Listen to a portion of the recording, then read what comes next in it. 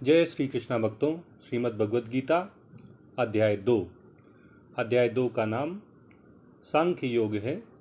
इसे गीता का सार भी कहा जाता है। संजय उवाच तम तथा कृपयाविष्टम अश्रुपूर्णाकुलेक्षणं विषीदन्तमिदं वाक्यम उवाच मधुसूदनः। संजय राजा धृतराष्ट्र से कहते हैं कि करुणा से व्याप्त, आंसुओं से पूर्ण नेत्रों वाले, व्याकुल और शोकयुक्त उस अर्जुन को देखकर भगवान मधुसूदन ने, भगवान कृष्ण ने ये वचन कहे। श्री भगवान उवाच कुतस्त्वाकस्मलमिदं विषमे समुपस्थितम् अनार्यजुष्टम अस्वर्ग्यम अकीर्तिकरम अर्जुन। भगवान कृष्ण ने कहा, हे अर्जुन, तुझे इस असमय में यह कलमस आया कैसे? यह आर्यों के लिए शोभा नहीं देता, आर्यों के आचरण के अनुकूल नहीं है। ये ना तो स्वर्ग दिलाने वाला है और ना ही यश अर्थात कीर्ति प्रदान करने वाला है। क्लैब्यम मास्मगमः पार्थ नैतत्त्वय्युपपद्यते क्षुद्रम हृदय दौर्बल्यम त्यक्तोत्तिष्ठ परंतप। भगवान कृष्ण अर्जुन को परंतप अर्थात शत्रुओं के हंता और पार्थ प्रथा के पुत्र के रूप में संबोधित करते हुए कहते हैं कि हे प्रथा पुत्र, इस हीन नपुंसकता को मत प्राप्त हो। यह तुम जैसे क्षत्रिय के लिए उचित नहीं जान पड़ती, शोभा नहीं देती। हे परंतप, हृदय की तुच्छ दुर्बलता को त्यागो और खड़े हो जाओ। अर्जुन उवाच कथम भीष्ममहं संख्ये द्रोणं च मधुसूदन इषुभिः प्रतियोत्स्यामि पूजार्हा वरिसूदन। जब अर्जुन ने देखा कि भगवान कृष्ण उसके द्वारा दिए हुए तर्कों से सहमत नहीं हैं और इसे उसकी नपुंसकता, उसके हृदय की क्षुद्र दुर्बलता समझ रहे हैं, तो वह नए तर्कों से भगवान को सहमत कराने का प्रयास करता है और कहता है कि हे शत्रुहंता, हे अरिसूदन, हे मधु असुर का संहार करने वाले मधुसूदन, आप ही बताइए कि मैं युद्ध भूमि में किस तरह भीष्म और द्रोणाचार्य जैसे पूजनीय व्यक्तियों द्वारा चलाए गए बाणों का उलटकर जवाब दूंगा। गुरून् हत्वा हि महानुभावान् श्रेयो भोक्तुं भैक्ष्यमपीह लोके हत्वार्थकामांस्तु गुरूनिहैव भुञ्जीय भोगान् रुधिरप्रदिग्धान्। अर्जुन भगवान कृष्ण को नए तर्क देता है कि हे प्रभु, आप मुझे बताइए कि मेरे गुरुओं को मारकर, महापुरुषों को मारकर जीने की अपेक्षा तो यह श्रेष्ठ होगा, यह कल्याणकारी होगा कि मैं भीख मांगकर इस संसार में अपना गुजारा करूं। क्योंकि यदि मैं अपने गुरुओं का, महापुरुषों का वध करता हूं तो मेरे द्वारा प्राप्त धन और भोग्य वस्तु उनके रक्त से रंजित होगी। अर्थात मैं जो भी राज्य पाऊंगा, धन पाऊंगा, जो भी भोग की वस्तुएं पाऊंगा, वो सब मेरे ही गुरुओं, महापुरुषों के रक्त से सनी हुई होंगी।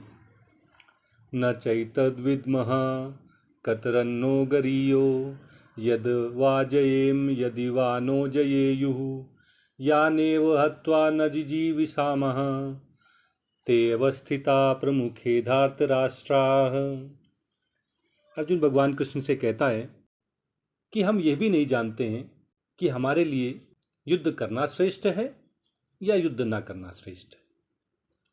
हम ये भी नहीं जानते कि जीत हमारी होगी या हम कौरवों के द्वारा जीते जाएंगे। और जिन्हें मारकर हम जीना भी नहीं चाहेंगे, वे हमारे आत्मीय धृतराष्ट्र के पुत्र बंधु बांधव हमसे लड़ने के लिए यहाँ उपस्थित हैं। कार्पण्य दोषोपहत स्वभावा पृच्छामि त्वां धर्म सम्मूढ़ चेताः यत् श्रेयः स्यान्निश्चितं ब्रूहि तन्मे शिष्यस्तेऽहं साधिमां त्वां प्रपन्नम। अर्जुन भगवान से कहता है कि हे प्रभु, इस कायरता रूपी दोष ने मेरे स्वभाव को घेर लिया है। धर्म के विषय में मैं मोहचित्त हो गया हूँ। इसलिए अब मैं आपसे पूछता हूँ कि जो मेरे लिए श्रेयस्कर हो, कल्याणकारी हो, वह मुझे से कहिए।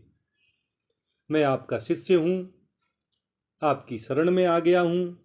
कृपया मुझे शिक्षा दीजिए, उपदेश दीजिए। नहि प्रपश्यामि ममापनुद्यात् यत् शोकम् उच्छोषणम् इंद्रियाणाम् अवाप्य भूमा वसपत्नमृद्धं राज्यम सुराणामपि चाधिपत्यम। कहीं भगवान को ऐसा न लग जाए कि युद्ध से भागने का कारण धन और राज्य से मिलने वाले सुख हैं। इसलिए अर्जुन भगवान से कहता है कि मुझे ऐसा कोई साधन दिखाई नहीं देता जो मेरी इंद्रियों को सुखाने वाले इस शोक को दूर कर सके। यदि मुझे पूरी पृथ्वी का निष्कंटक शत्रुविहीन राज्य प्राप्त हो जाए अथवा स्वर्ग में देवताओं के स्वामित्व जैसा आधिपत्य मुझे प्राप्त हो जाए, तो भी ये मेरे शोक को दूर नहीं कर पाएगा। संजय उवाच एवमुक्त्वा ऋषिकेशं गुडाकेशः परन्तप न योत्सेति गोविन्दमुक्त्वा तूष्णीं बभूवः। संजय राजा धृतराष्ट्र से बोले कि ऋषिकेश इंद्रियों के स्वामी भगवान कृष्ण से गुडाकेश रात्रि पर विजय प्राप्त करने वाला अर्जुन यह बोलकर कि मुझे ऐसा कोई साधन नहीं दिखता जो मेरे शोक को दूर कर सके, शत्रुओं का दमन करता अर्जुन भगवान कृष्ण से हे गोविंद, हे इंद्रियों को आनंद प्रदान करने वाले भगवान कृष्ण, मैं युद्ध नहीं करूँगा, ये कहकर चुप हो जाता है। तमुवाच ऋषिकेशः प्रहसन्निव भारत सेनयोरुभयोर्मध्ये विषीदन्तमिदं वचः। संजय राजा धृतराष्ट्र को बताता है कि दोनों सेनाओं के मध्य शोक में डूबे हुए अर्जुन ने जब अपनी बात कहकर मैं युद्ध नहीं करूँगा चुप्पी साध ली, वह चुप हो गया, तो भगवान कृष्ण ने उससे हंसते हुए ये शब्द कहे। जब भगवान ने देखा कि अर्जुन पहले तो मेरी शरण में आ गया और मुझसे कहता है कि अब आप मुझे वह साधन बताइए जिससे निश्चित रूप से मेरा कल्याण हो सके, मैं आपका शरणागत हूँ, मुझे शिक्षा दीजिए, उपदेश दीजिए। और इसके बाद वह स्वयं ही निर्णय भी सुना देता है कि अब मैं युद्ध नहीं करूँगा, तो भगवान को थोड़ी हंसी आ जाती है और भगवान मुस्कुराते हुए अर्जुन से ये वचन कहते हैं। श्री भगवान उवाच अशोच्यानन्वशोचस्त्वं प्रज्ञावादांश्च वाससे गतासूंश्च नानुशोचन्ति पंडिता। भगवान अर्जुन से कहते हैं कि तुम बातें तो पंडिताई की करते हो कि धर्म नष्ट हो जाएगा, कुल धर्म चला जाएगा, स्त्रियां दूषित हो जाएंगी, पितर नीचे गिर जाएंगे, लेकिन उनके लिए शोक करते हो जो शोक करने के योग्य नहीं है। वास्तव में जो बुद्धिमान होते हैं, जो पंडित होते हैं, वो ना तो मृत के लिए और ना जीवित के लिए ही शोक करते हैं, क्योंकि उनको सत और असत का ज्ञान होता है कि आत्मा तो मरती ही नहीं है और शरीर नाशवान है, वो कभी न कभी मर ही जाएगा, प्रतिक्षण उसका क्षय चल ही रहा है। तो इसलिए वो ना तो जीवित के लिए और ना ही मृत के लिए, दोनों के लिए शोक नहीं करते हैं। न त्वेवाहं जातुनासं न त्वं नेमे जनाधिपाः न चैव न भविष्यामः सर्वे वयमतः परम। अब भगवान अर्जुन को उसके शोक से निकालने के लिए उसे सत और असत, शरीर और शरीर को धारण करने वाला, देह और देही, आत्मा और शरीर, इनके विषय में विस्तार से बताएंगे ताकि अर्जुन को उसकी अज्ञानता का पता चल जाए और अज्ञानता के पता चलते ही शोक और मोह दोनों स्वतः नष्ट हो जाएंगे। भगवान कहते हैं कि ऐसा तो कभी हुआ ही नहीं कि मैं न रहा हूँ, तुम न रहे हो, अथवा ये समस्त राजा न रहे हो। अर्थात इस शरीर को धारण करने से पहले भी हम सब उपस्थित थे और अभी तो हम सब हैं ही। वर्तमान में प्रमाण की कोई आवश्यकता नहीं है, हम सब सामने हैं एक दूसरे के, इसलिए अभी तो हम सब हैं ही। और भविष्य में भी ऐसा कभी नहीं होगा कि तुम, मैं और ये सब राजा लोग ना रहें। अर्थात भविष्य में भी हम सब हमेशा रहेंगे। देहिनोऽस्मिन् यथा देहे कौमारं यौवनं जरा तथा देहांतर प्राप्ति धीरस्तत्र न मुह्यति। अब भगवान अर्जुन को बताते हैं कि किस तरह पहले भी हम लोग थे, अभी भी हैं और आगे भी हम लोग रहेंगे। भगवान अर्जुन से कहते हैं कि जैसे इस शरीर में बाल्यावस्था आती है, फिर युवावस्था आती है और फिर वृद्धावस्था आती है, इसी तरह ये शरीरधारी आत्मा एक शरीर से निकलकर दूसरे शरीर में चला जाता है। जो धीर पुरुष होते हैं वो ऐसे परिवर्तन से मोह को प्राप्त नहीं होते हैं। तो भगवान यहाँ पर धीर पुरुष की कसौटी भी स्थापित कर देते हैं कि धीर पुरुष वही है जो किसी के मरने पर, अर्थात आत्मा के शरीर त्याग कर किसी दूसरे शरीर में चले जाने पर मोह को प्राप्त नहीं होता है। मात्रा स्पर्शास्तु कौन्तेय शीतोष्ण सुख दुःखदाः आगमापायिनो नित्या तान्ति तिष्ठस्व भारत। आत्मा की नित्यता, उसकी अविनाशिता के बारे में बताकर अब अर्जुन से भगवान शरीर के विषय में, इंद्रियों के विषय में और उनके विषयों के विषय में, उनकी परिवर्तनशीलता, उनकी अनित्यता, उनके क्षणभंगुरता की व्याख्या कर रहे हैं। भगवान कहते हैं कि अर्जुन, जो इंद्रियां हैं और जो इंद्रियों के विषय हैं, जो पदार्थ हैं, ये आते जाते रहते हैं। जैसे सर्दी गर्मी आती जाती रहती हैं, जैसे सुख दुख आते जाते रहते हैं, उनका कोई स्थायित्व तो नहीं है, वे परिवर्तनशील हैं। ऐसे ही इंद्रियां, उनके विषय और पदार्थ, ये सब अनित्य हैं, विनाशशील हैं, इसलिए इनको सहन करना सीखो। यम ही ना व्यथ्यन्ते ते पुरुषम पुरुष ऋषभ सम दुख सुखम धीरम सोमृतत्वाय कल्पते। अर्जुन को ये बताने के बाद कि इंद्रियां, इंद्रिय विषय, पदार्थ, शरीर, ये सब नश्वर हैं, ये इनका क्षय चलता रहता है, ये विनाशशील हैं। भगवान कहते हैं कि जो पुरुष इन परिवर्तनों से व्यथित नहीं होते हैं, विचलित नहीं होते हैं और सुख दुख में एक समान रहते हैं, सुख में बहुत ज़्यादा हर्ष से उछलने कूदने नाचने नहीं लगते हैं और दुख के आने पर विषादग्रस्त शोकग्रस्त नहीं हो जाते हैं, ऐसे धीर पुरुष अमृत तत्व के लिए, मोक्ष के लिए, अमरता के लिए योग्य होते हैं। अर्थात वह अमरता को प्राप्त करते हैं, मोक्ष को प्राप्त करते हैं मुक्ति को प्राप्त करते हैं। यहाँ पर भगवान धीर पुरुष की एक और कसौटी स्थापित करते हैं कि जो धीर पुरुष होते हैं वो सुख दुख के आने पर जाने पर एक समान रहते हैं। उनके स्वभाव में सुख के आने या उसके जाने से, दुख के आने और उसके चले जाने से कोई परिवर्तन नहीं होता है। वे सब समभाव में स्थिर रहते हैं। नासतो विद्यते भावो ना भावो विद्यते सतः उभयोरपि दृष्टोऽन्तः त्वनयोस्तत्त्वदर्शिभिः।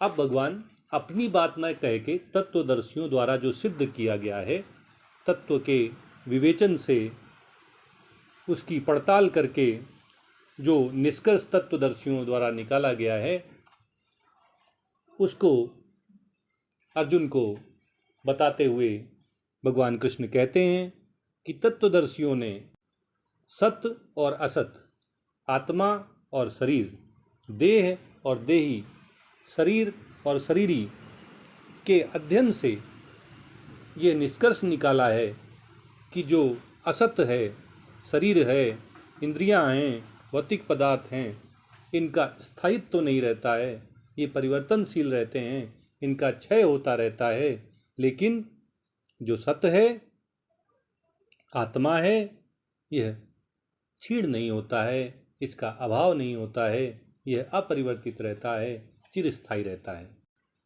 अविनाशी तु तत्विद्धि येन सर्वमिदं ततं विनाशमव्ययस्यास्य न कश्चित् कर्तुम् अर्हसि।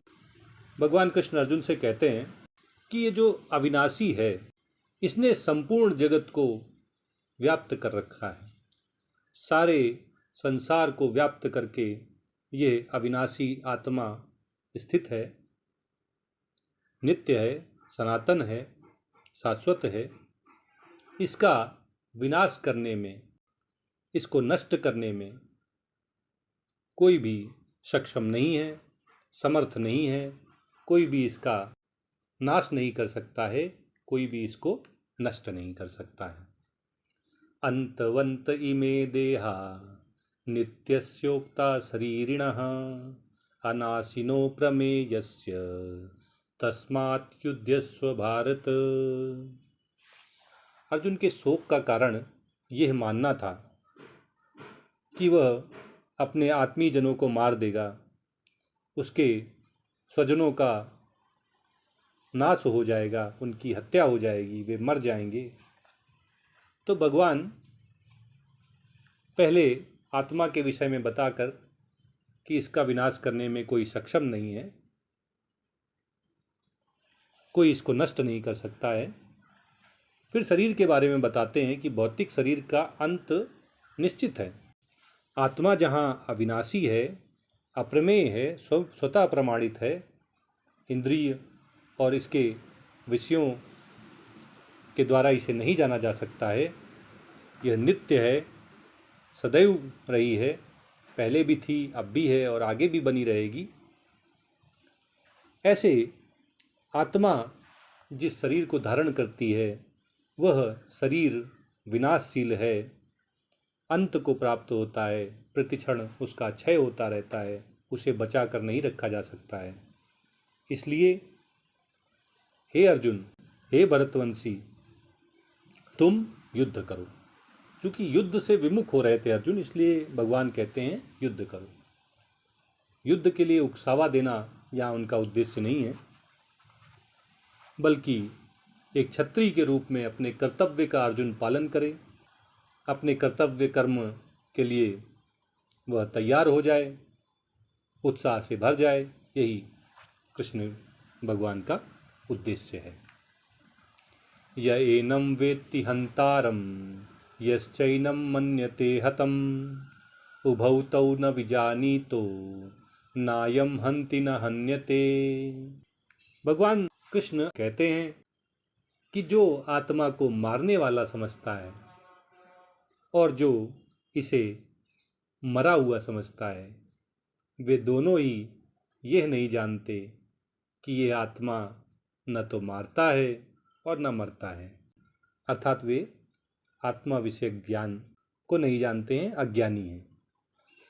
ऐसे अविवेकी अज्ञानी पुरुष ये मान लेते हैं मैं क्षत्रिय हूँ, मैं योद्धा हूँ, मैं अर्जुन हूँ। इस तरह शरीर को ही स्वयं मान लेते हैं और इस तरह वो अपने आप को मारने वाला समझते हैं या मरने वाला समझते हैं। लेकिन जो विद्वान हैं, पंडित हैं, धीर हैं, जो तत्वदर्शी हैं, वे जानते हैं कि आत्मा शरीर से अलग है, ये अकर्ता है, ये निर्लिप्त है, इसलिए न तो ये किसी को मार सकता है और न ही ये कभी मरता है।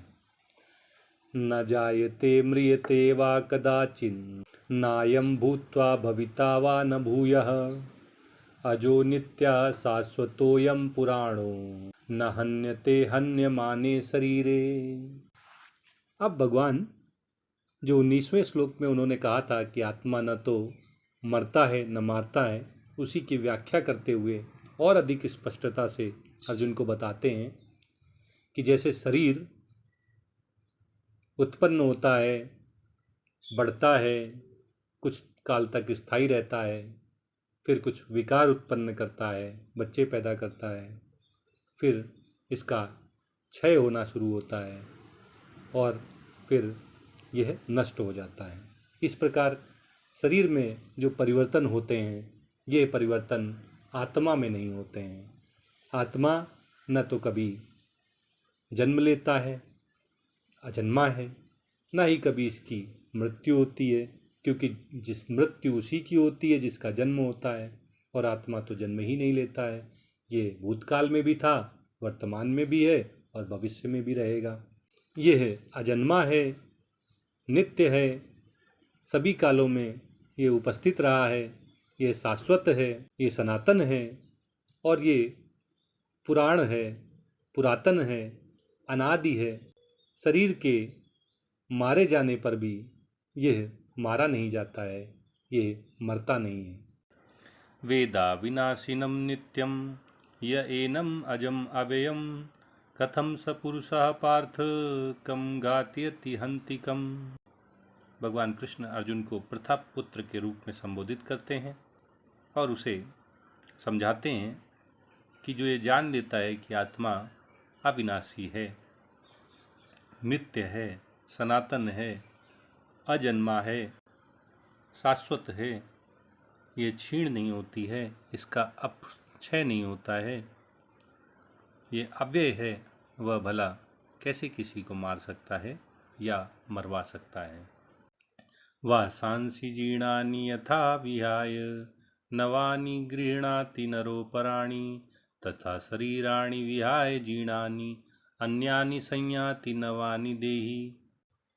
भगवान कृष्ण अर्जुन से कहते हैं कि जैसे कोई व्यक्ति जीर्ण शीर्ण फटे पुराने वस्त्रों को त्याग कर नए वस्त्र धारण कर लेता है, ऐसे ही शरीर में रहने वाला शरीरी आत्मा शरीर के जीर्ण शीर्ण हो जाने पर, पुराना हो जाने पर, व्यर्थ हो जाने पर इसे त्याग कर नया शरीर धारण कर लेता है। नैनं छिन्दन्ति शस्त्राणि नैनं दहति पावकः न चैनं क्लेदयन्त्यापो न शोषयति मारुतः। भगवान कृष्ण अर्जुन को समझा रहे हैं कि ये आत्मा न तो किसी शस्त्र द्वारा काटा जा सकता है, इसको खंड खंड नहीं किया जा सकता है, न आग द्वारा इसे जलाया जा सकता है, न तो पानी द्वारा इसको डुबाया जा सकता है, इसको पानी द्वारा गीला नहीं किया जा सकता है, और हवा द्वारा इसे उड़ा कर नहीं ले जाया जा सकता है, हवा द्वारा इसे सुखाया नहीं जा सकता है।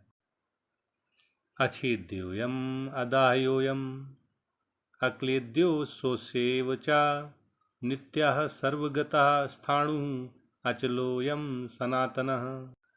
अर्जुन को समझाते हुए भगवान उसे बताते हैं कि आत्मा अछेद्य है, किसी शस्त्र से इसको छेदन नहीं किया जा सकता है, काटा नहीं जा सकता है।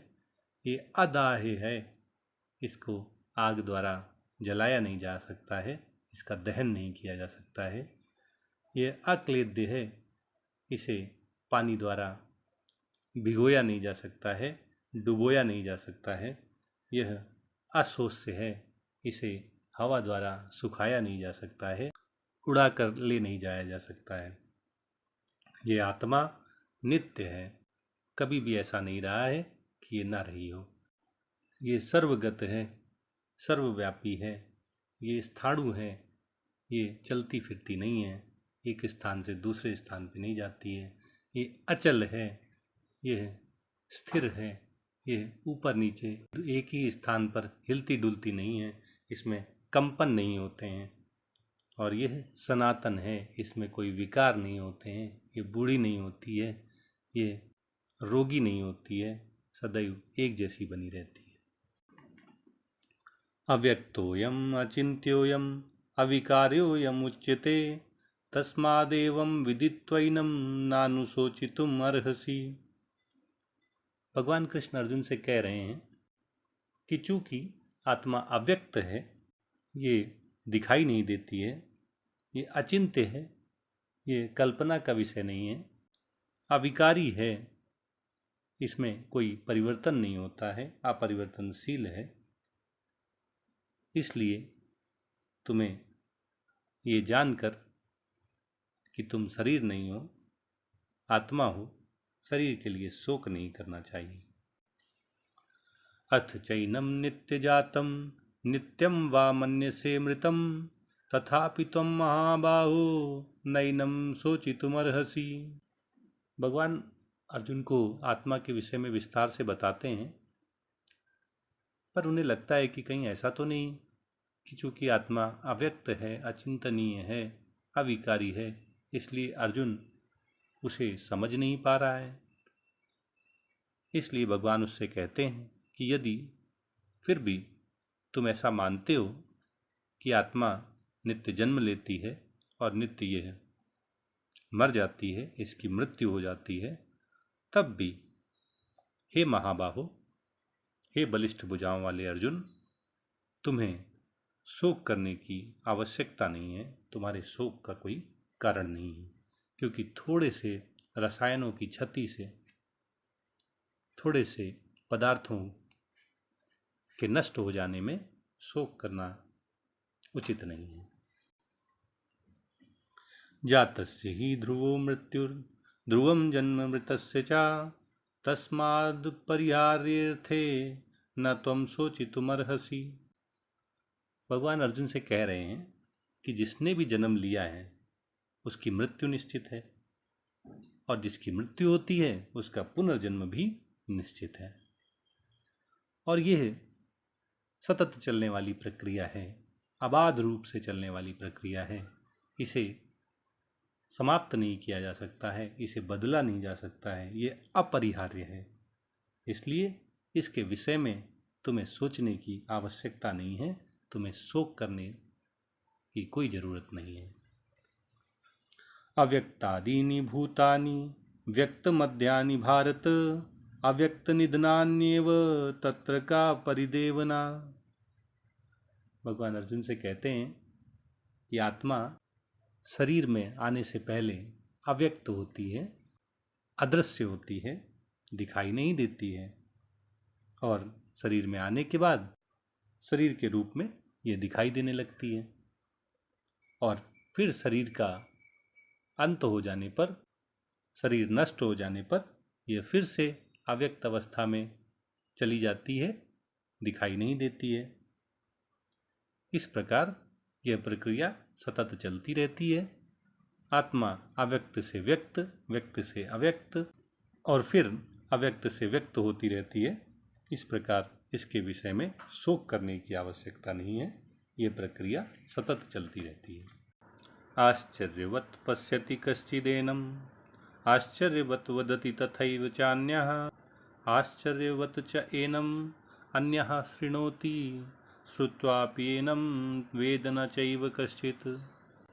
इस आत्मा को कोई आश्चर्य की तरह देखता है, कोई आश्चर्य की तरह इसके बारे में बताता है, कोई दूसरा इसे आश्चर्य की तरह सुनता है, लेकिन कोई कोई इसके विषय में सुनकर भी कुछ समझ नहीं पाता है, क्योंकि आत्मा तो अव्यक्त है, अचिंत्य है, अविकारी है।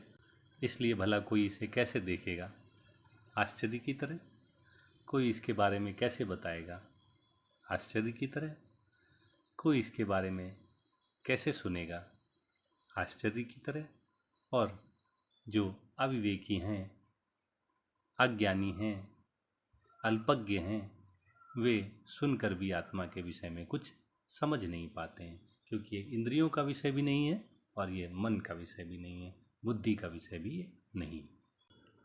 देहि नित्यमवध्योऽयं देहे सर्वस्य भारत, तस्मात् सर्वाणि भूतानि न त्वं शोचितुमर्हसि। सभी देहधारियों के इस देह में स्थित जो देही है, जो आत्मा है, उसका वध नहीं किया जा सकता है।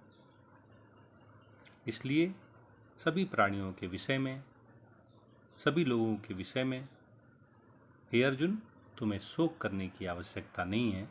तुम शोक करने के लिए योग्य नहीं हो। स्वधर्मम अपि चावेक्ष न विकम्पितुमर्हसि, धर्म्याद्धि युद्धात् श्रेयो अन्यत् क्षत्रियस्य न विद्यते। भगवान अर्जुन को उसके क्षत्रिय धर्म की याद दिलाते हैं कि अपने धर्म पर, अपने स्वधर्म पर, अपने क्षत्रिय धर्म पर विचार कर लेने पर भी तुम्हें कंपित होने की आवश्यकता नहीं है, क्योंकि एक क्षत्रिय के लिए धर्मयुक्त युद्ध से बढ़कर कोई दूसरा कल्याणकारी श्रेयस्कर उपाय कार्य नहीं है। इसलिए तुम्हें युद्ध में संकोच नहीं करना चाहिए। यदृच्छया चोपन्नम स्वर्गद्वारम अपावृतम, सुखिनः क्षत्रिया पार्थ लभन्ते युद्ध ईदृशम। भगवान कृष्ण अर्जुन को समझाते हैं कि धर्मयुक्त युद्ध स्वर्ग के लिए खुले हुए द्वार के समान होता है। इसलिए वे क्षत्रिय सौभाग्यशाली होते हैं, सुखी होते हैं, जिन्हें इस तरह के युद्ध में भाग लेने का अवसर उन्हें स्वयं प्राप्त होता है। अथ चेत त्वम इमं धर्म्यं संग्रामं न करिष्यसि, ततः स्वधर्मं कीर्तिं च हित्वा पापम अवाप्स्यसि। अर्जुन को ये समझाने के बाद कि उसे शोक करने की कोई आवश्यकता नहीं है, उसे युद्ध में भाग लेना चाहिए। अब भगवान उसे बता रहे हैं कि अगर वो युद्ध में भाग नहीं लेगा तो किस प्रकार उसका अनर्थ होगा, उसकी अपकीर्ति फैलेगी। भगवान कहते हैं कि यदि फिर भी तुम इस धर्म युद्ध में भाग नहीं लोगे तो तुम्हें अपने स्वधर्म का पालन न करने का, अपने क्षत्रिय धर्म का पालन न करने का पाप लगेगा और तुम्हारी कीर्ति भी नष्ट हो जाएगी। तुम अपने यश को भी खो दोगे। अकीर्तिम चापि भूतानि कथयिष्यन्ति ते व्ययाम, संभावितस्य चाकीर्तिः मरणात् अतिरिच्यते। सभी लोग तुम्हारे अपयश का वर्णन करेंगे, जो कभी भी समाप्त नहीं होगा, क्षीण नहीं होगा, जिसका कभी अपक्षय नहीं होगा। और एक सम्मानित व्यक्ति के लिए तो अपकीर्ति, अपयश मृत्यु से भी बढ़कर होता है। भयात् रणात् उपरतं मन्स्यन्ते त्वां महारथा, येषां च त्वं बहुमतो भूत्वा यास्यसि लाघवम्। जो महारथी, महान योद्धा, श्रेष्ठ धनुर्धर के रूप में तुम्हारा सम्मान करते थे, वे ये सोचेंगे कि तुमने डर के मारे युद्ध भूमि को छोड़ दिया है और इस तरह वे तुम्हें तुच्छ मानेंगे। तुम अपना सम्मान खोकर, तुम अपनी प्रतिष्ठा खोकर तुच्छता को प्राप्त होगे। अवाच्य वादांश्च बहून् वदिष्यन्ति तवाहिता, निन्दन्तः तव सामर्थ्यं ततो दुःखतरं नु किम्। जो तुम्हारा अहित चाहने वाले हैं, तुम्हारे शत्रु हैं, तुम्हारे विरोधी हैं, वे तुम्हारे बारे में बहुत से अपशब्दों का प्रयोग करेंगे न सुनने योग्य, न कहे जाने वाले शब्दों के द्वारा वे तुम्हारे बारे में बताएंगे। तुम्हारे सामर्थ्य की, तुम्हारी शक्ति की वे निंदा करेंगे, और इससे ज़्यादा दुखदायी तुम्हारे लिए और क्या हो सकता है। हतो वा प्राप्स्यसि स्वर्गम जित्वा वा बोच्यसे महीम तस्मादुत्तिष्ठ कौन्तेय युद्धाय कृतनिश्चयः। भगवान अर्जुन को समझाते हैं कि तुम्हारे दोनों हाथों में लड्डू हैं। यदि तुम युद्ध में मारे जाते हो तो स्वर्ग को प्राप्त करोगे, और यदि तुम युद्ध में विजयी होते हो तो इस पृथ्वी लोक में साम्राज्य का भोग करोगे। इसलिए तुम दृढ़ निश्चय करके, दृढ़ संकल्प करके युद्ध करने के लिए खड़े हो जाओ और युद्ध करो। सुख दुखे समे कृत्वा लाभालाभौ जया जयौ ततो युद्धाय युज्यस्व नैवं पापम वाप्स्यसि। अर्जुन को लग रहा था कि उसे अपनों को मारने का पाप लगेगा, कुल धर्म नष्ट करने का दोष उस पर लगेगा। इसलिए भगवान उसको समझाते हैं कि तुम सुख दुख को, लाभ और हानि को, जय और पराजय को एक समान करके, समभाव होकर तब युद्ध के लिए युद्ध करो, अर्थात कर्तव्य समझकर युद्ध रूपी कर्म को करो, और ऐसा करने पर तुम्हें कोई पाप नहीं लगेगा। ऐसा ते विहिता सांख्ये बुद्धि योगे त्विमां शृणु बुद्धया युक्तो यया पार्थ कर्म बंधम प्रहास्यसि। सांख्य योग का वर्णन करने के बाद अब भगवान अर्जुन को कर्म योग के विषय में बता रहे हैं। जैसे एक कुशल वैद्य जब देखता है कि कोई दवा किसी रोगी पर काम नहीं कर रही है तो वो अपनी दवा बदल देता है, इसी तरह भगवान भी ये समझ गए हैं कि चूँकि आत्मा अव्यक्त है, अचिंतनीय है, अकल्पनीय है, अविकारी है, ये इंद्रियों और मन का विषय नहीं है, इसलिए शायद अर्जुन ठीक ठीक से आत्मा के विषय में समझ नहीं पा रहा है।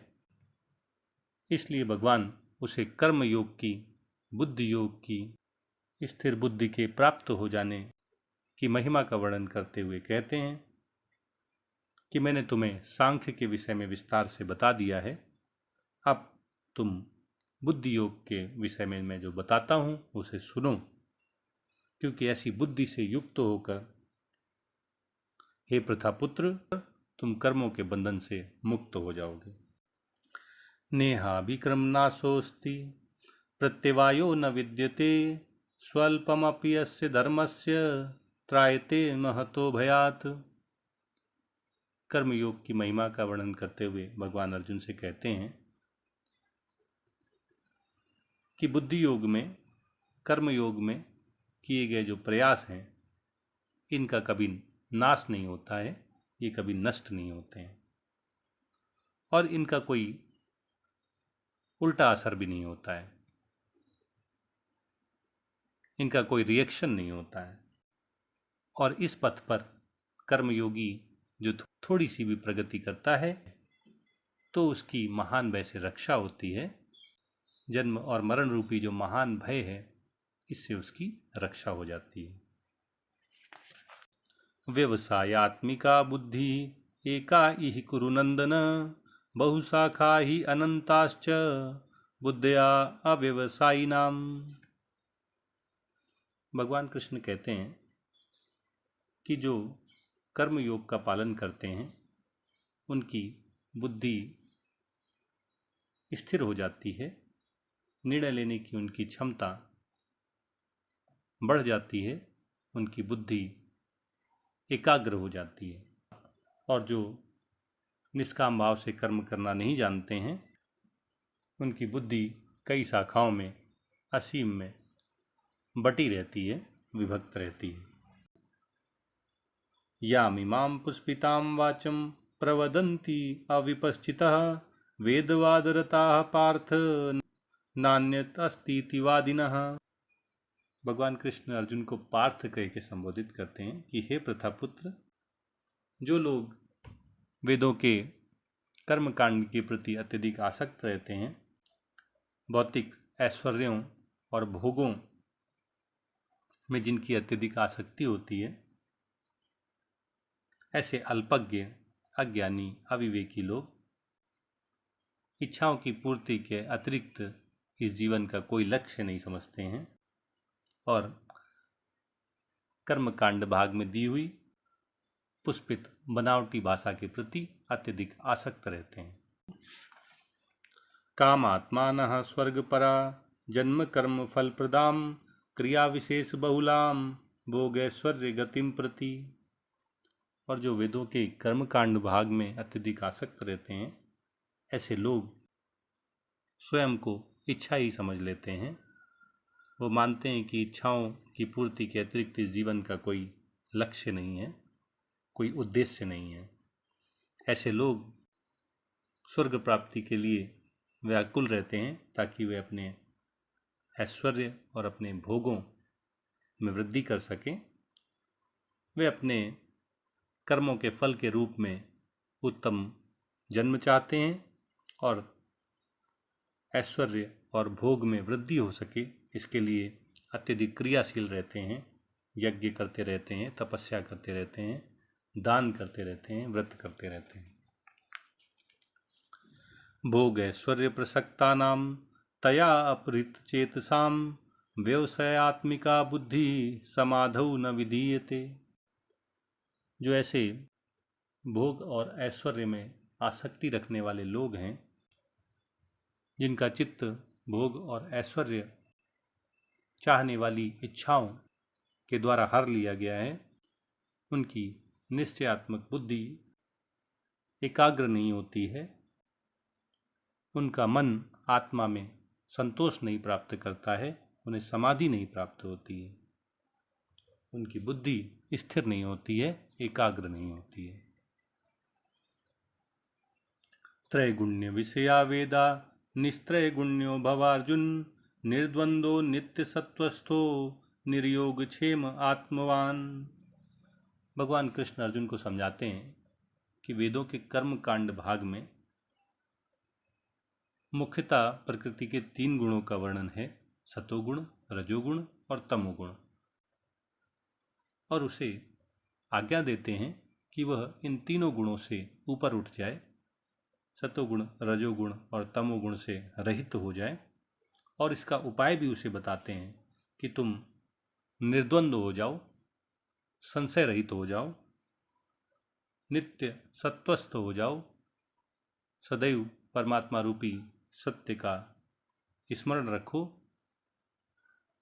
आत्मा में ही स्थित रहो और जो तुम्हारे पास है उसकी रक्षा और जो नहीं है उसकी तृष्णा, उसके लोभ दोनों का त्याग कर दो। योग का अर्थ है जो हमारे पास नहीं है उसकी प्राप्ति की इच्छा, लोभ, तृष्णा, और क्षेम का अर्थ है जो हमारे पास है वो बना रहे, उसकी रक्षा की भावना। भगवान अर्जुन से योग और क्षेम दोनों का त्याग करने के लिए कहते हैं, दोनों से मुक्त होने के लिए कहते हैं, निर्योग क्षेम होने के लिए कहते हैं। और भगवान उसे कहते हैं कि तुम आत्मज्ञानी बनो, आत्मवेत्ता बनो, आत्मपरायण बनो। यावानर्थ उदपाने सर्वतः संप्लुतोदके तावान सर्वेषु वेदेषु ब्राह्मणस्य विजानतः। भगवान कृष्ण एक जलाशय के, एक कूप के उदाहरण के द्वारा अर्जुन को समझाते हैं कि जैसे एक छोटे से तालाब, कूप से होने वाले सारे कार्य एक विशाल जलाशय से तुरंत पूरे हो जाते हैं, इसी प्रकार परमात्म तत्व का ज्ञान हो जाने से, आत्म साक्षात्कार हो जाने से, आत्मा की अपरोक्षानुभूति हो जाने से वेदों के सारे तात्पर्य, सारे प्रयोजन, सारे लक्ष्य स्वतः पूरे हो जाते हैं, सिद्ध हो जाते हैं। कर्मण्येवाधिकारस्ते मा फलेषु कदाचन मा कर्मफलहेतुर्भू मा ते संगोस्त्वकर्मणि। भगवान कृष्ण अर्जुन को निष्काम कर्म के विषय में समझाते हैं कि तुम्हारा कर्म करने में तो अधिकार है, अपने कर्मों के तुम अधिकारी हो, लेकिन तुम इसके फलों के अधिकारी नहीं हो, और तुम अपने आप को अपने कर्मों के फलों का कारण भी मत समझो, और साथ ही साथ कर्म न करने में भी तुम्हारी आसक्ति नहीं होनी चाहिए। योगस्थः कुरु कर्माणि संगम त्यक्त्वा धनंजय सिद्ध सिद्धयो समो भूत्वा समत्वम योग उच्यते। कर्म योग की महिमा बताने के बाद अब भगवान उसे समभाव को कैसे प्राप्त करते हैं, बुद्धि की समता कैसे स्थापित करते हैं, ये बताते हुए कहते हैं कि तुम आसक्ति का त्याग कर और सिद्धि और असिद्धि में एक समान होकर योग में स्थित होकर कर्म करो, क्योंकि ऐसी समता योग कहलाती है। सफलता और असफलता में एक समान हो जाना, यही तो योग है। दूरेण ह्यवरम कर्म बुद्धि योगात् धनंजय बुद्धो शरणम अन्विच्छ कृपणाः फलहेतवः। कर्म योग की श्रेष्ठता को बताते हुए भगवान अर्जुन से कहते हैं कि सकाम कर्म निष्काम भाव से कर्म करने से निकृष्ट कोटि के होते हैं, निम्न कोटि के होते हैं। इसलिए तुम बुद्धि की शरण में जाओ। जो कृपण होते हैं, जो अल्पज्ञ होते हैं, अविवेकी होते हैं, अज्ञानी होते हैं, वे अपने कर्मों के फलों का भोग करना चाहते हैं, कर्मों के फलों के लिए अपने आप को उत्तरदायी समझते हैं, फलों का कारण समझते हैं। बुद्धि युक्तो जहातीह उभे सुकृत दुष्कृते तस्मात् योगाय युज्यस्व योगः कर्मसु कौशलम। भगवान अर्जुन से कहते हैं कि जो कर्मयोगी है, जो संभाव वाली बुद्धि से युक्त है, वह अच्छे और बुरे दोनों कार्यों से अपने आप को मुक्त कर लेता है। ना वह अच्छे कार्यों के प्रति आसक्ति रखता है और ना ही वह बुरे कार्यों के प्रति कोई द्वेष रखता है। इस प्रकार वह दोनों कार्यों से मुक्त हो जाता है। इसलिए तुम समता प्राप्त करने के लिए प्रयास करो, क्योंकि योग ही, संभाव में स्थित रहना ही सारा कार्य कौशल है, कर्मों में कुशलता है। कर्मजं बुद्धियुक्ता ही फलं त्यक्त्वा मनीषिणः जन्म बंध विनिर्मुक्ता पदम गच्छन्त्यनामयम्। समभाव में स्थित होने का, कर्मयोगी बनने का क्या लाभ है, ये बताते हुए भगवान अर्जुन से कहते हैं कि संभाव वाली बुद्धि से युक्त हुआ व्यक्ति, मनीषी, कर्मों से उत्पन्न होने वाले फलों का त्याग कर देता है और इस तरह वह जन्म के बंधन से मुक्त हो जाता है और परम पद को, भगवत धाम को प्राप्त करता है, जो सभी दुखों से, सभी क्लेशों से, सभी कष्टों से मुक्त होता है। यदा ते मोह कलिलं बुद्धि व्यतितरिष्यति तदा गन्तासि निर्वेदं श्रोतव्यस्य श्रुतस्य च। ऐसी बुद्धि कब प्राप्त होगी, कितने साल लगेंगे, कितने क्षण लगेंगे, ये अर्जुन को बताते हुए कृष्ण कहते हैं कि जब तुम्हारी बुद्धि मोह रूपी दलदल से पार हो जाएगी, बाहर निकल आएगी, तब तुम सुने हुए और सुनने योग्य दोनों के प्रति अन्यमनस्क हो जाओगे, दोनों से विरक्त हो जाओगे। श्रुतस्य शब्द पृथ्वी पर मिलने वाले भोगों ऐश्वर्यों का सूचक है और श्रोतव्य शब्द स्वर्ग में मिलने वाले भोगों ऐश्वर्यों की ओर इशारा करने के लिए यहाँ प्रयोग किया गया है। श्रुति विप्रतिपन्ना ते यदा स्थास्यति निश्चला समाधावचला बुद्धि तदा योगम वाप्स्यसि। केवल भौतिक ऐश्वर्य और भोग ही संशय का द्वंद्व का कारण नहीं होते हैं, बल्कि शास्त्रीय मतभेदों से भी बुद्धि विचलित होती है, संशय उत्पन्न होते हैं। भगवान अर्जुन को समझाते हैं कि जब शास्त्र में कही हुई अलग अलग बातों से तुम्हारे मन में संशय उत्पन्न होने बंद हो जाएंगे, तुम्हारी बुद्धि निश्चल हो जाएगी, तुम्हारा मन आत्मा में ही संतोष प्राप्त करने लगेगा, तुम्हारी बुद्धि अचल रूप से प्रतिष्ठित हो जाएगी, तब तुम्हें समभाव की प्राप्ति होगी, तुम्हारी बुद्धि समता रूपी योग को प्राप्त हो जाएगी। अर्जुन उवाच स्थित प्रज्ञस्य का भाषा समाधिस्थस्य केशव स्थितधि किं प्रभासेत किमासीत व्रजेत किम।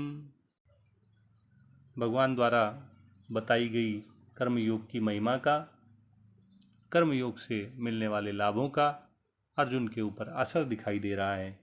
पहली बार ऐसा दिखाई दे रहा है कि वह अपने शोक से बाहर आ सकता है। एक उम्मीद अर्जुन में दिखाई दे रही है। वह प्रश्न पूछता है कि हे प्रभु, स्थित प्रज्ञ किस भाषा से जाना जाता है, किन लक्षणों से उसको जाना जाता है। जिसने समाधि प्राप्त कर ली है, जिसका मन आत्मा में संतोष प्राप्त करने लगा है, जो स्थिर बुद्धि है, वह कैसे बोलता है, कैसे बैठता है और कैसे चलता है, ये मुझे बताइए। श्री भगवान उवाच प्रजहाति यदा कामान् सर्वान् पार्थ मनोगतान् आत्मन्येवात्मना तुष्टः स्थित प्रज्ञस्तदोच्यते। अर्जुन के प्रश्न का उत्तर देते हुए भगवान कहते हैं कि जब मनुष्य अपने मन में उठने वाली इच्छाओं का, कामनाओं का, वासनाओं का सर्वथा परित्याग कर देता है, उसका मन आत्मा में ही संतोष को प्राप्त करता है, अपने आप से अपने आप में संतुष्ट रहता है, तब ऐसा व्यक्ति स्थित प्रज्ञ कहलाता है। उसकी बुद्धि स्थिर हो जाती है। दुखे स्वनुद्विग्न मनाः सुखेषु विगत स्पृहा वीतराग भय क्रोधा स्थित धी मुनिरुच्यते। भगवान स्थिर बुद्धि वाले मुनि के लक्षण बताते हुए कहते हैं कि जो व्यक्ति दुखों के प्राप्त होने पर अनुद्विग्न रहता है, उद्विग्न नहीं होता है, शोक, पश्चाताप और विषादग्रस्त नहीं होता है, और सुख की प्राप्ति होने पर जिसमें लोभ नहीं उत्पन्न होता है, तृष्णा नहीं आ जाती है, जो व्यक्ति आसक्ति, राग, भय, डर और क्रोध से मुक्त होता है, ऐसा व्यक्ति स्थित धी कहलाता है, मुनि कहलाता है। उसकी बुद्धि समभाव में स्थिर हो जाती है। यह सर्वत्रानभिस्नेह तत्तत् प्राप्य शुभाशुभम नाभिनंदति नाद्वेष्टि तस्य प्रज्ञा प्रतिष्ठिता। भगवान अर्जुन को बताते हैं कि बुद्धि, प्रज्ञा कब स्थित होती है। जब मनुष्य सभी जगह स्नेह रहित हो जाता है, स्नेह शून्य हो जाता है, शुभ और अशुभ की प्राप्ति होने पर न तो अत्यधिक प्रसन्न हो जाता है, उसका अभिनंदन करने लगता है, और ना ही द्वेष से भर जाता है, शोकग्रस्त हो जाता है, तब उसकी बुद्धि, उसकी प्रज्ञा स्थित हो जाती है, स्थिर हो जाती है, प्रतिष्ठित हो जाती है। यदा संहरते चायं कूर्मोऽङ्गानीव सर्वशः इंद्रियाणि इंद्रियार्थेभ्यः तस्य प्रज्ञा प्रतिष्ठिता। भगवान कृष्ण अर्जुन को कछुए का उदाहरण देते हुए कहते हैं कि जैसे कछुआ अपने 6 अंगों को, मुख, 4 पैर और पूंछ को किसी प्रतिकूल परिस्थिति के आ जाने पर डर कर, भय से अपने अंदर समेट लेता है, इसी तरह जो व्यक्ति अपनी इंद्रियों को, अपनी ज्ञानेंद्रियों को उनके विषयों से अलग कर लेता है, उसकी बुद्धि स्थिर हो जाती है, उसकी प्रज्ञा अचल हो जाती है, प्रतिष्ठित हो जाती है। विषया विनिवर्तन्ते निराहारस्य देहिनः रसवर्जं रसोऽपि यस्य परम दृष्ट्वा निवर्तते। भगवान अर्जुन को समझाते हैं कि निराहार के अभ्यास से, प्रत्याहार के द्वारा इंद्रियों को उसके विषयों से अलग कर लेने पर, विषयों से तो व्यक्ति का मन अलग हो जाता है, मुक्त हो जाता है, लेकिन विषयों में जो आसक्ति है, जो विषयों के प्रति रस है, उससे वो मुक्त नहीं हो पाता है। लेकिन जब उसे परमात्मा का बोध हो जाता है, परमात्मा तत्व का ज्ञान हो जाता है, जब उसे आत्मा की अपरोक्षानुभूति हो जाती है, जब उसे आत्म साक्षात्कार हो जाता है, तब वह भोगों में आने वाले रस, लालसा, भोगों की इच्छा से भी मुक्त हो जाता है। यततो हि अपि कौन्तेय पुरुषस्य विपश्चितः इंद्रियाणि प्रमाथीनि हरन्ति प्रसभं मनः। भगवान कृष्ण अर्जुन को इंद्रियों की ताकत, उनके बल का वर्णन करते हुए कहते हैं कि हे कुंती पुत्र, इंद्रियां इतनी बलवती होती हैं, इतनी वेगवान होती हैं, इतनी प्रबल होती हैं, इतनी बलिष्ठ होती हैं कि वे उस विवेकी पुरुष के, उस विद्वान पुरुष के, उस बुद्धिमान पुरुष के मन को भी बलपूर्वक हर लेती हैं, जो उन्हें वश में करने का प्रयत्न करता है, साधन करता है। तानि सर्वाणि संयम्य युक्त आसीत मत्परः वशे हि यस्य इंद्रियाणि तस्य प्रज्ञा प्रतिष्ठिता।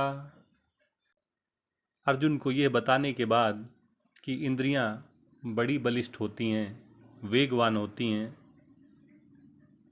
अब भगवान उसे इन्हें संयमित करके अपनी बुद्धि को स्थिर करने का मार्ग बताते हुए कहते हैं कि जो इंद्रियों को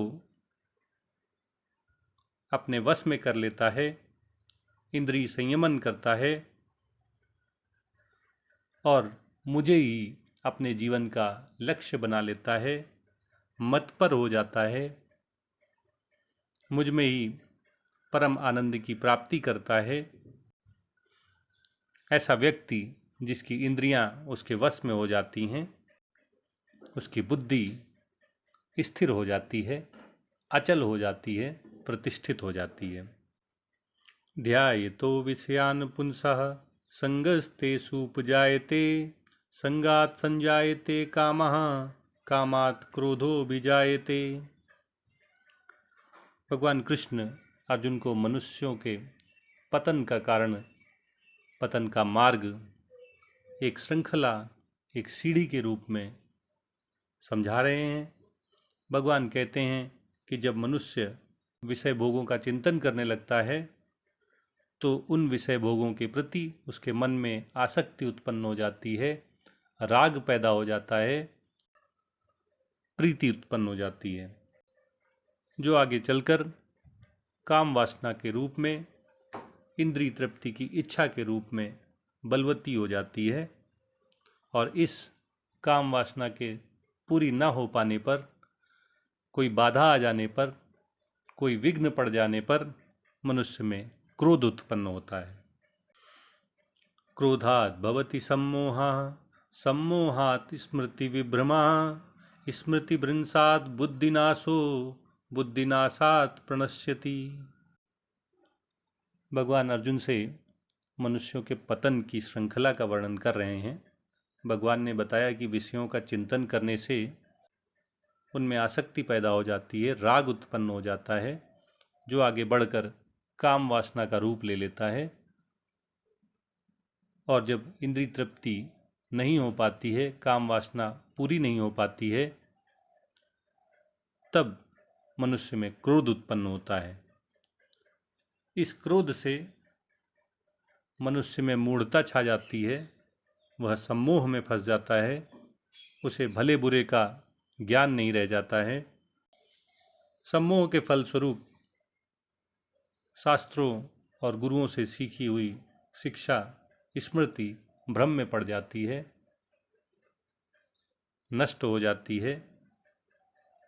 और स्मृति के इस प्रकार भ्रम में पड़ जाने से मनुष्य की बुद्धि का नाश हो जाता है। अच्छे बुरे, सत असत का ज्ञान कराने वाली विवेक रूपी जो बुद्धि है वह नष्ट हो जाती है। और बुद्धि के नष्ट हो जाने पर मनुष्य का पतन हो जाता है, उसका नाश हो जाता है। बुद्धि के नष्ट हो जाने पर वह पशु के समान हो जाता है, पशुवत आचरण करने लगता है। राग द्वेष विमुक्तैस्तु विषयान इंद्रियैचरन्, आत्मवश्यै विधेयात्मा प्रसादम अधिगच्छति। पतन का मार्ग बताने के बाद अब भगवान किस तरह परमात्मा की प्राप्ति हो, किस तरह चित्त प्रसन्न हो, ये मार्ग बताते हुए कहते हैं कि जब मनुष्य विषयों का आचरण करते हुए, उनका सेवन करते हुए उनके प्रति राग से मुक्त हो जाता है, और जब विषयों का त्याग करते समय उनके प्रति द्वेष, घृणा से मुक्त हो जाता है, जब मनुष्य की इंद्रियां उसके वश में हो जाती हैं, जब उसका अंतःकरण, उसका मन, उसकी बुद्धि उसके अधीन हो जाते हैं, तब उसे चित्त की, अंतःकरण की स्वच्छता, प्रसन्नता प्राप्त होती है।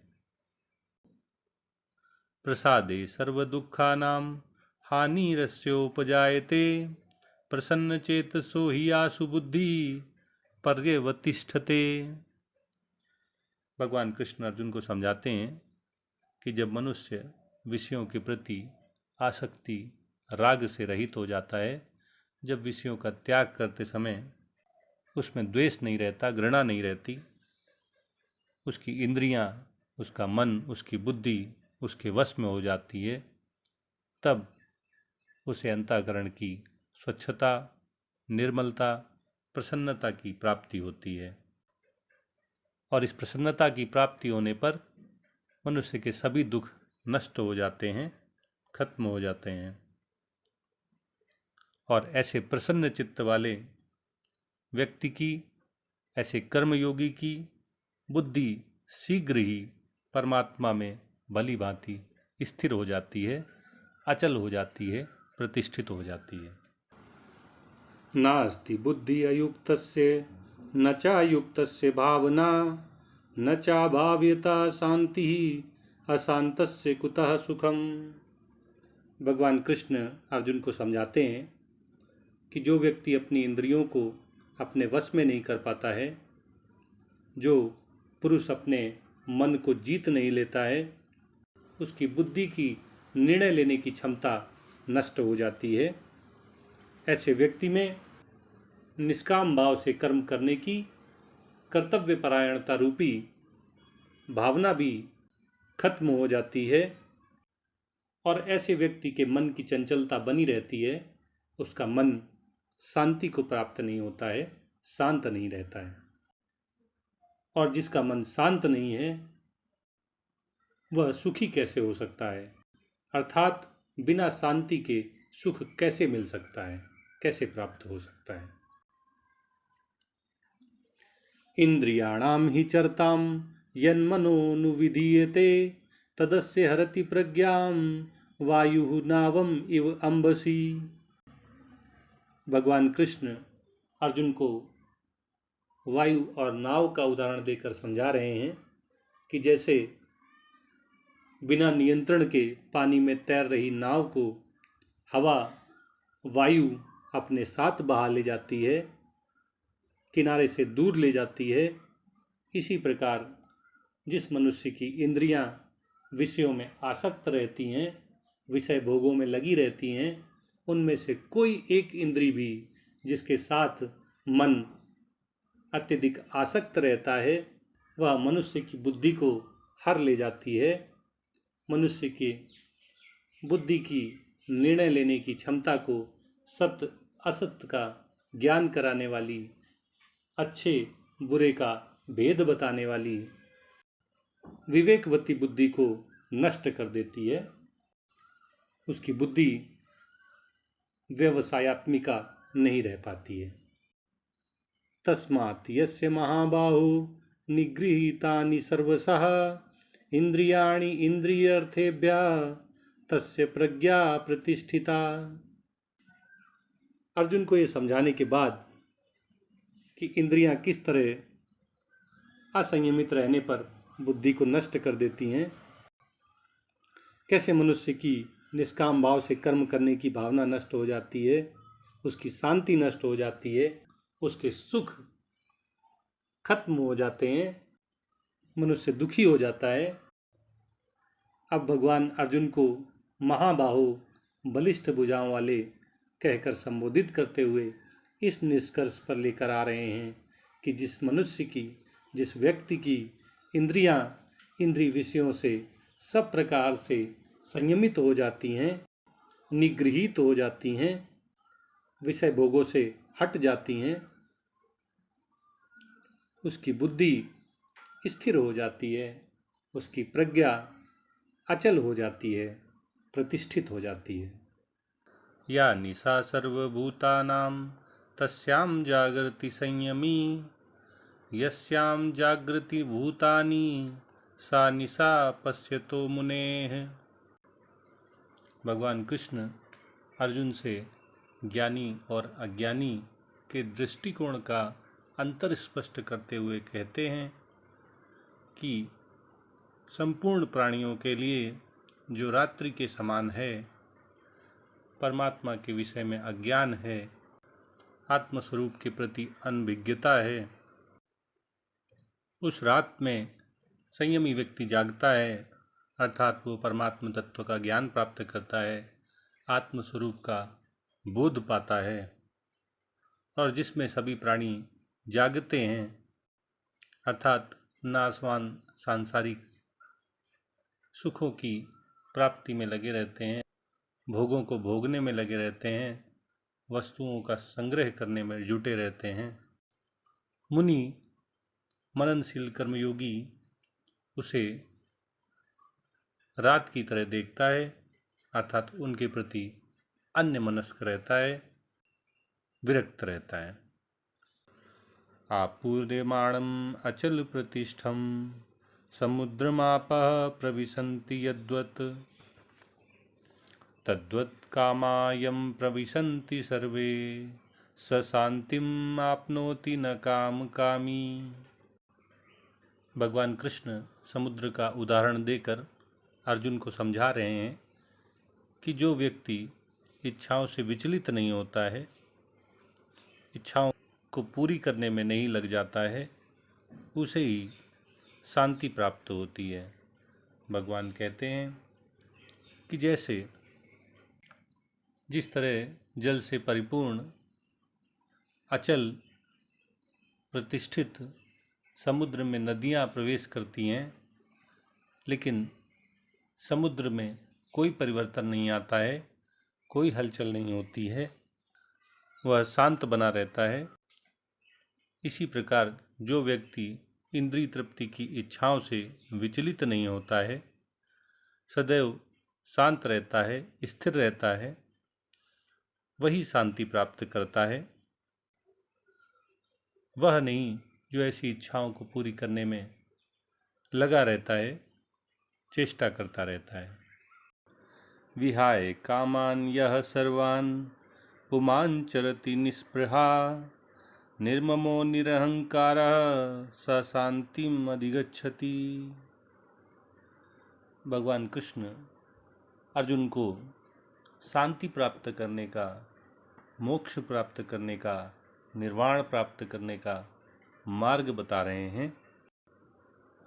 भगवान कहते हैं कि जिस व्यक्ति ने इंद्रिय तृप्ति की समस्त इच्छाओं का सर्वथा त्याग कर दिया है, जो स्पृहा से रहित हो गया है, जिसने जीवन निर्वाह के लिए जरूरी शरीर, जीवन आदि की कामना का भी त्याग कर दिया है, जिसने ममता को त्याग दिया है, जो ममता से रहित हो गया है, और जिसने मैं शरीर हूँ ऐसे मिथ्या अहंकार को छोड़ दिया है, वह शांति को प्राप्त करता है, वह परमानंद को प्राप्त करता है, वह मोक्ष को प्राप्त करता है। ऐसा ब्राह्मी स्थिति पार्थ नैनां प्राप्य विमुह्यति स्थित्वास्यामन्त कालेपि ब्रह्म निर्वाण मृच्छति। भगवान कृष्ण अर्जुन को इस निष्कर्ष पर लेकर आ रहे हैं कि जो मनुष्य अपनी इंद्रियों को अपने वश में कर लेता है, अपने मन पर विजय प्राप्त कर लेता है और सभी कामनाओं का, जीवन निर्वाह के लिए आवश्यक जरूरतों का, स्पृहा का, ममता का और मिथ्या अहंकार का त्याग कर देता है, उसे परम शांति, निर्वाण, मोक्ष की प्राप्ति होती है। और यह स्थिति ब्रह्म को प्राप्त हुए पुरुष की स्थिति है। इसको प्राप्त हुआ मनुष्य कभी मोहित नहीं होता है, मोह के जाल में नहीं फंसता है। और अगर कोई व्यक्ति जीवन के अंतिम समय में भी यह ब्रह्म की स्थिति प्राप्त कर ले, तो वह परम आनंद को प्राप्त हो जाता है, मोक्ष को प्राप्त हो जाता है, निर्वाण को प्राप्त हो जाता है। ओम तत्सत, ओम तत्सत, ओम तत्सत इति श्रीमद्भगवद्गीतासु उपनिषत्सु ब्रह्म विद्यायां योगशास्त्रे श्रीकृष्णार्जुन संवादे सांख्य योगो नाम द्वितीयोऽध्यायः।